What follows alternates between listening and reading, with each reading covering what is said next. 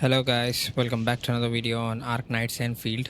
As you can see in the video, I have created two kinds of loop and I'm going to show you how to make infinite loop with farming. The right one is a basic one and the left one is a complex one. Both the blueprints are provided in the description below and it is the Asia server. So first let's talk about the right one, and I'm going to delete this and again redo it so other servers can also understand this how to make it. For the basic one, we need planting unit and a seeding unit. First let's place the seeding unit facing towards the left side and two blocks apart, placing another planting unit facing towards the left side. After that, we place a pylon in between the planting and the seeding unit and two transport belts coming from seeding unit to planting unit. Then we have to place a transport belt from planting unit to the seeding unit to create a loop between the both of them. And to start up the process, we have to place buck flower in the seeding unit and buck flower seeds in the planting unit to speed up the process. And to store the plant coming out from the loop section, you need to place a protocol stash on the left side of the planting unit so you can stash the plants coming out from the planting unit. You can also customize this according to yourself. If you want, you can place a shredding unit and move the protocol stash in front of the shredding unit and you get buck flower powder. Now let's move to the complex loop which I had shown in the starting of the video. As you can see in this loop, you get plant, seed, powder and carbon. Four kind of things you get from this loop. So I'm going to delete this loop and remake it so you guys can understand how I have created it. First, you have to place a planting unit and a seeding unit facing towards the opposite side of the planting unit, and on the left side you have to place a planting unit. Then you have to connect the transport belts. Here, one planting and seeding is used for looping and other planting is used to send the products out of it. Also, there are many ways you can customize this loop, like I am placing a protocol stash in front of the plant, so now this loop only creates plants. And for this example, I am using sand leaf as you can see in the video and place the pylon where I have placed, as it comes in handy afterwards. Like I'm going to pull the protocol stash in front of the seeding unit and place a shredding unit over there which creates sand leaf powder. But I also want to store the plant creating from this loop, so we have to go to logistic and select the splitter unit and place it behind the shredding unit. So here one splitter sends to shredding unit and other sends to the protocol stash below the planting unit I have placed. So now one goes to the protocol stash below the planting unit to store plants and other goes inside the shredding unit to make sandflower powder. And now for storing the seeds, you need to place a protocol stash below the seeding unit and place a splitter from the logistics section in front of the seeding unit. So 50% goes to the protocol stash and other 50% goes into the planting unit. And now for the next part, for making the carbon, you need to place a refining unit near the pylon on the above side and connect the transport belt from the splitter near the shredding unit. And you also need to place a protocol stash in front of the refining so the carbon can go to the depot section. And here you have the infinite loop ready, which creates carbon, powder and stores plant and also seeds. You can also use the bulk action option to copy this loop to create the loop for other plants like the buck flower, citron and acatine. So yeah, here you have the infinite loop created for all kinds of plant. And if you like this kind of video, do hit the subscribe button and the bell icon for more upcoming videos on Arknights Endfield.